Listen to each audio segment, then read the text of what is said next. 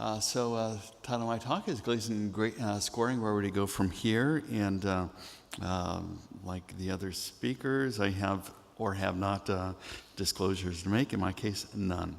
To see where we are going, it's usually worthwhile exercise to look at where we've been. Being as old as the hills, it's you get a perspective of how things have changed. The leading pathology textbook in the 1950s noted that pathologic evaluation of prostate cancer, whether you're looking at the structural elements or giving it a grade, really doesn't matter. We've come quite a ways since then. And a large reason for that is the work by Donald Gleason. He did not invent grading in prostate cancer. There have been 30 or so grading schemes, but he's the person that we think of when we think of prostate cancer. There's probably not a single patient in the country, and maybe not in the world, with prostate cancer who doesn't know their Gleason score. You compare that to breast cancer and ask someone, so what's your Nottingham score, your modified Scarf-Bloom-Richardson score? You get a blank stare. But Gleason, people know. He's a nice Midwesterner. Born in Iowa, moved to Minnesota, got his MD degree from University of Minnesota, and joined the Army. Afterward, did his pathology residency at the VA in Minneapolis, stayed on staff there, rose to the position of chief, was involved in many of the VA cooperative research groups.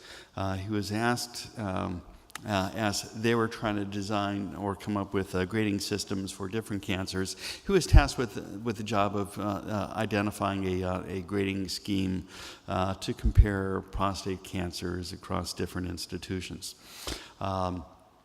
He had noted that, there's a lot of different patterns in prostate cancer, and so he had looked at a lot of different patterns and put them together, and noticed some patterns had a worse outcome than other patterns, and through that developed his grading system. His seminal paper on announcing his system or describing his system was published in 1966. It wasn't immediately adopted. There still were a number of systems that were in use at different places. It was really only around 1987 where the year he retired, where his system really became the standard in pathology. He's about as awarded as any pathologist who has ever lived. He really is outstanding. So this is his famous diagram, and it came to be after he had like 5 images, 5 photographs, black and white, kind of grainy, to illustrate his grading system, and decided, these aren't really getting the message across. And so by hand, he painted out his famous diagram. As I look for the pointer function on here. The thing that one really gathers from this is that there is a continuum. It's not a separated area of Gleason pattern 1 versus 2. You can see there's a lot of overlap in between 2 and 3, and between 3 and 4, and 4 and 5. His diagram has been compared to abstract art, and I think they look very similar. And it really does illustrate the complexity that one sees in life. He had noticed that most patients have more than one pattern of architectural pattern of prostate cancer, and those that had 2 patterns tend to do intermediate between those that had just a single pattern, and hence. Thank you. And hence the, right there, okay. Excellent. And hence the grading score became the predominant pattern plus the next most predominant pattern. In 1978, the American Cancer Society held a series of workshops to look at the predominant grading systems that were in place and kind of decide which is best. So Gleason certainly was there, Mustafi, the Mayo Clinic were ones that I'm familiar with.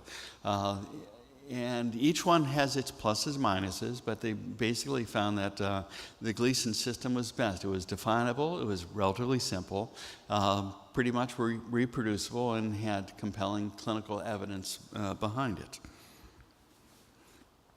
And some of that evidence behind it is the prognostic significance. So Peter Humphrey, 2004, published a nice diagram with which I just love the three-dimensionality of it. And so we have Gleason score 2 to 4, 5, 6, 7, 8 through 10, different age groups. 55 to 59, 60 to 64, 65 to 69, 70 to 74. And then in this column we have the percent patients dead from prostate cancer, overall survival or percent of patients surviving in this. And so if we look from Gleason score 2 to 4, the black would be patients died of disease. Not very many. Significantly more at 3+3, more at Gleason score of 7, and a whole bunch at Gleason score of 8. Looking at the age of diagnosis, we see that if you're diagnosed at a younger age, you're more likely to die of prostate cancer than if you're diagnosed at an older age. And initially I was saying, well, that's because at the younger age you have less comorbidities, but it's more, and that is partly true. The percentage dying of other diseases decreases in the younger folks, but the percent dead of disease is still higher. So younger patients tend to have more aggressive tumor than older patients. Peter Humphrey went on to characterize different prognostic and predictive factors, and we're in pathology. We like more than just a diagnosis. We want to give some estimate on aggressiveness of tumors. And unlike breast, where we have ER, PR, HER2 status as predictive factors, with ER, PR being prognostic as well, there really were no predictive factors in prostate cancers. Nothing would tell you if a patient would respond to androgen deprivation therapy, or which therapy would be best, radiation versus surgery. We do have some prognostic factors, and most of them make a lot of sense. So the stage of the tumor, the Gleason grade, the surgical margin status, the PSA level.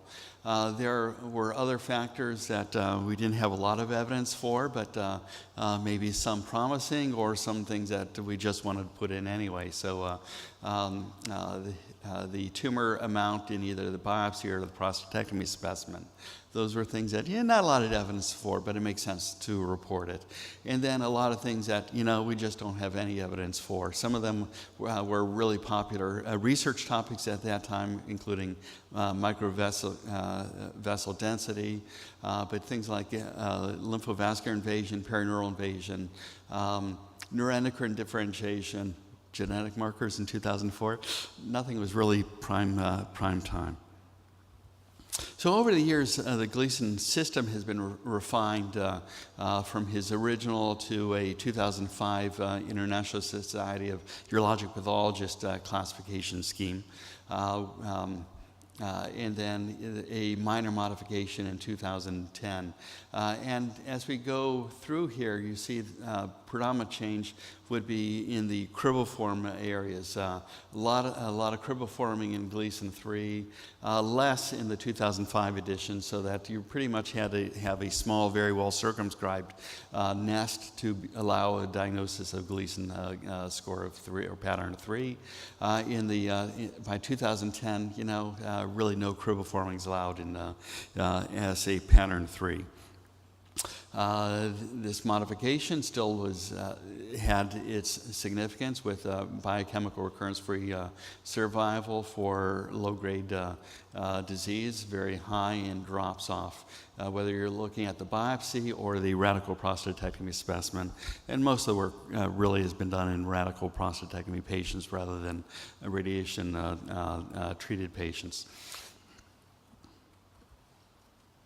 The current modification of the Gleason score is the 2015 ISUP system, and again, this has no cribriforming in 3. I think the biggest change from 2010 is now it seems like each category is clearly separated from the others, and that is easier to do when you're drawing the pictures than when you're looking at the actual specimens. So grade inflation. It makes sense that if you're moving cribriform areas from Gleason pattern 3 to 4, you're going to increase the overall grade. And I guess I should give a shout out to University of Chicago, because otherwise it's not fair to them, because they're one of the institutions that really has resisted grade inflation. But then their motto is where fun goes to die. So it makes sense that they'd be very strict in their criteria. That was my attempt at humor, so I appreciate the laughter. Thank you. So we'll go on from there. But it's the grade inflation that we've seen over time is more than just a reclassification of the cribriform patterns into Gleason grade 4. Here we're looking at the Gleason score 2 to 4 in 4 different groups. One is NCI cancer centers, one is in academic medical centers, then comprehensive community hospitals, and then community hospitals not associated with a comprehensive cancer center. And in 1994, up to 25% of prostate cancers were called Gleason score 2 to 4. The next 5-year period, that pretty much was cut in half, and then cut in half again until the 2005 period where most places got close together, and Gleason grade 2 to 4 essentially has disappeared. These two graphs illustrate a nice principle in medicine, in that there are centers of excellence where ideas generate, and slowly they migrate throughout the rest of practice, often with the community centers lagging behind, but they do get there. And conferences like this really help spread the word on new ways of interpreting things, new ways of treating patients. So given a disappearance of Gleason scores 2, 3, 4, 5, it really doesn't make a lot of sense to keep those as categories, and so we can condense the system down to a grade group with 5 different groups. So 6 or less would be grade group 1, a Gleason score of 3 plus 4 for 2, 4 plus 3, 3, a Gleason sum of 8, so 4 plus 4, 3 plus 5, 5 plus 3, and then high-grade disease, 5 plus 4, 4 plus 5, as a Gleason grade 5. There were a couple reasons for this. One was the disappearance of low-grade disease. The second was fairly convincing evidence that Gleason score 3 plus 4 is not the same as 4 plus 3. Looking at recurrence, probability of recurrence-free, I think that should have been survival.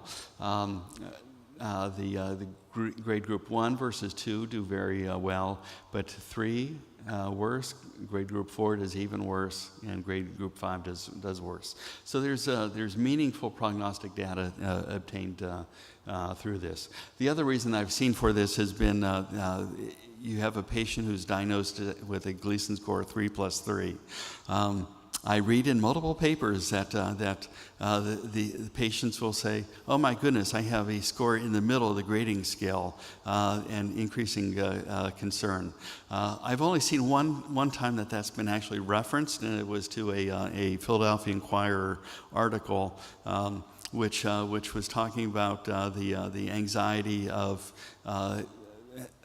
following PSA and having yearly biopsies on active surveillance. Nothing at all about the grading system, but it's what it is. At any rate, it makes sense condensing it to this. There was some maybe a push to condensing it even further, having 8, 9, 10 as just a high-grade group or a high-risk group. But there is a significant difference between a Gleason score of 8 versus 9 and 10. Prognostically, tumor at the margin makes a difference, particularly if you throw in the grade. And so patients with Gleason score or pattern 4, pattern 5 at the margin have a higher rate of recurrence than patients that have Gleason 3+3. And in fact, if you have 3+3 at a margin, one can make a case that what you need to do if you would not treat a patient to begin with just Gleason grade 3+3. But regardless of that, I think the best way to address positive surgical margins is not to have them. There's two ways of doing that. Maybe more than two, but one way would be taking a large amount of tissue around the prostate, which would be effective, kind of. But then the more tissue you take around, the more nerves and nerve ganglia, and the lower chance of preserving potency. And for many patients, preserving potency is an important clinical finding. And so if we discard that option, the other option is doing frozen sections. And so Ash Tewari, when he came to Mount Sinai, had discussions with us, and we brought a technique called the NeuroSafe procedure, developed in Hamburg, Germany, where currently he will send the prostate up to our frozen section area. We'll go ahead and ink it. I like 4 colors, so I know where things are. We will lop off the entire apex and both right and left posterior lateral aspects of the prostate. We'll throw in some additional ink for apical side, anterior side for the posterior lateral margins. We'll serially section these and freeze them all. When this was described in Hamburg, they were doing an average of 25 blocks. And having a turnaround time of 35 minutes. We couldn't do that. And so managed that by, getting some big freezing wells, big chucks to freeze them on. And instead of taking the whole tissue, when we shave this off, try to keep it close to the capsule so that our slices here that show the margin are relatively small. We can fit multiple pieces on a single cassette. And so one of my better residents, sitting here, Sam Ballantine, took it upon himself to put together a project looking at how good and effective is this in our hands. The German group published some nice data on reducing their positive margin rate and maintaining a good a nerve-sparing procedure majority of their patients. So we wanted to see what we did, and so we took 397 consecutive radical prostatectomies using the NeuroSafe procedure, compared them with 69 in an overlapping time period that were done without the NeuroSafe procedure. We freeze basically apex of right and left posterior lateral margins, and we looked at a number of factors.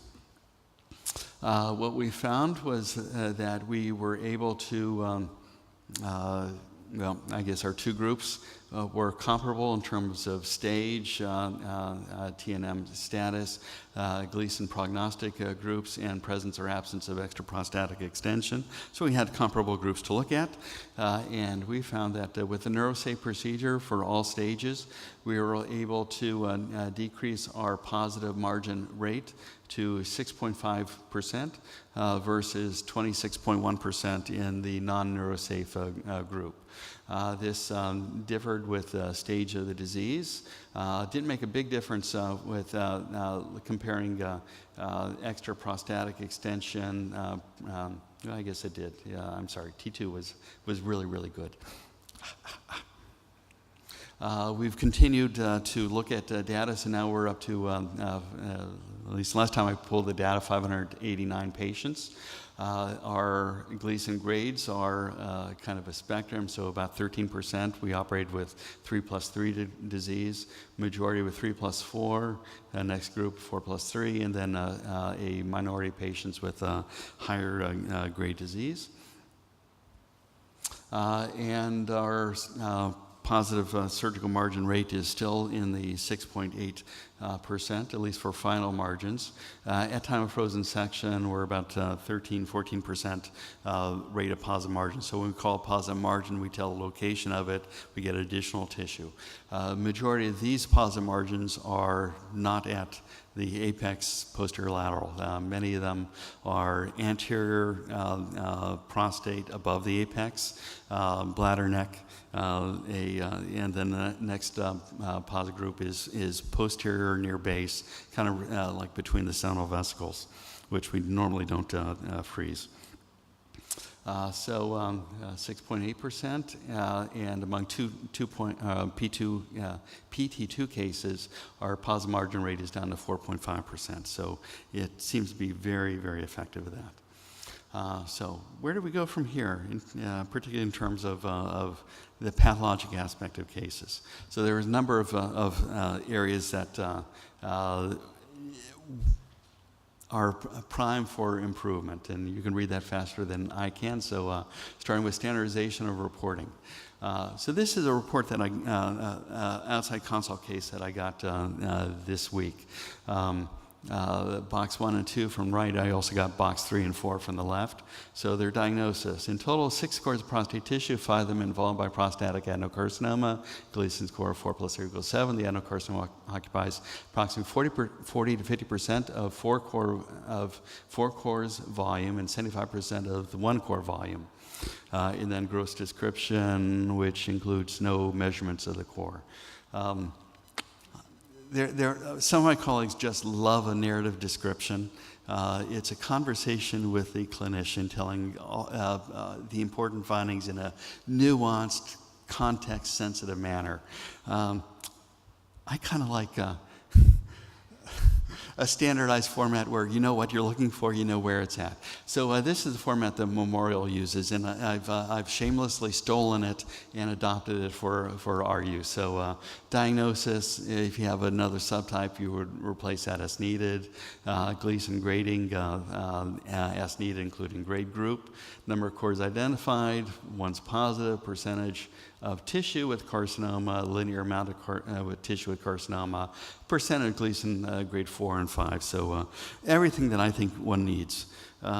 For the prostatectomy cases, the CAP synoptic reporting templates are pretty good, and we've adopted most of those, whatever the procedure is, the weight size of the gland, the type of the tumor, grade group, any tertiary pattern, since you don't have a tertiary pattern for biopsies, percent of 4 component, percent prostate involved. And then our radiologists are really good in like correlating the path findings with their imaging studies, and so if we have nodules more than a centimeter, they would like it if I diagrammed out where every focus was, but this was a compromise, so we put the size, the location, the grade for each focus so that we can do a good correlation. Extraprostatic extension, focal versus established, seminal vesicle invasion, margins, including site inside or outside the capsule, one or more foci, grade at the margin. If it's a single focus, how many millimeters? LVI, PNI, treatment effect, and then our staging, which will change in January. One of the nice changes is compressing the T2s because there's no difference A, B, or C, partly because they're applied differently. So focus of tumor here, a millimeter focus on this side, does it make it bilateral disease? Some people say, well, you need as minimal size to call it bilateral. All this goes away in January, so yay. Interpretive consistency, always an issue. Gleason system is pretty good, but there's still a significant amount of inter-observer variability. Gleason grade 3 or 4, 4 or 5. How about high-grade PIN versus intraductal carcinoma? So there's a lot of literature out that really helps in this area. So mucinous fibroplasia, considered score 3, not fused glands. You get poorly formed glands, kind of a 4, but areas like that would be controversial. Get tightly packed glands. Can you make them apart? You ask different pathologists, you'd probably get different answers. The glomeruloid bodies, defined as a 4, nice fibrovascular core surrounded by tumor in a loop of tumor. For pattern 5, some of them are very easy. Individual glands percolating through, comedonecrosis, Gleason grade 5. Sheet of essentially undifferentiated tumor cell, pattern 5. How about here where you can get maybe a suggestion of it's trying to form little lumens? 4 or 5, you would not get a consistent answer. High-grade PIN versus intraductal carcinoma of the prostate versus maybe an invasive cribriform pattern. Our PIN4 marker identifies basal cells, so it's either high-grade PIN or intraductal carcinoma. And now we have some criteria that help. The lack of spaces, the nuclear atypia help tell intraductal carcinoma. Extraprostatic extension can also be difficult. It's easy when you see tumor in fat. That's extraprostatic. But you'll find areas where you don't have fat adjacent to the prostate, but you have a difference in quality of the stroma. Tumor in there could be difficult to tell whether it's extraprostatic. So here we have fat out here, fat here, fibrous tissue with tumor in it. Our prostate's pretty much here, and so it's the quality of the stroma that lets you diagnose this as extraprostatic extension. But that would not always be diagnosed uniformly. Radio extent for extraprostatic disease. Since we shave off our margins, so we have tumor in fat, but where do you measure it from to say how far radially it's gone? So a little inconsistency there. Quantification of tumor. When you're measuring your core size, do you use the gross description or do you measure on the slide? Percentage versus length can be difficult or lead to different answers. And what do you do with discontinuous foci? And then percentage of pattern 4 or 5 are areas where we can improve our consistency. For tumor quantification, when you're measuring the length of the core, it's easier to get the number from the gross description. A lot of times easier than trying to get this curved thing and use your ruler and roll it around and figure out how big it is. Or when you have a fragmented specimen.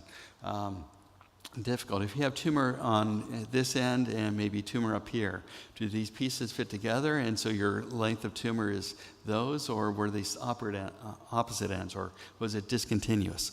So these are things that become important when you're trying to assess whether a patient's eligible for active surveillance, for instance. One thing that I think will help is we're seeing more and more companies come out with essentially molds that you can put your cores in that keep them nice and straight, even, and get nice even sections. For same magnification, two different cores. So we have one that's about 2 millimeters and one that's about 2 centimeters. So if I was reporting a percent of prostate cancer on this core, and we have a 1.5 millimeter focus on this 2 millimeter core, so you're 67% involved by tumor. You take that same 1.5 millimeters on this 2 centimeter core, your percentage is far under 50. That patient's eligible for active surveillance. This patient, not so much. So I think millimeters makes a lot more sense than giving percentages because we don't have a good way of reporting small fragments. For quantifying tumor on the prostatectomy specimen, if you put on your 3D glasses, the whole mount section looks really, really cool. But we don't always do whole mounts. Most of the time we don't. If we have a small specimen, it's easy enough to put the two pieces together and measure, well, here's our tumor.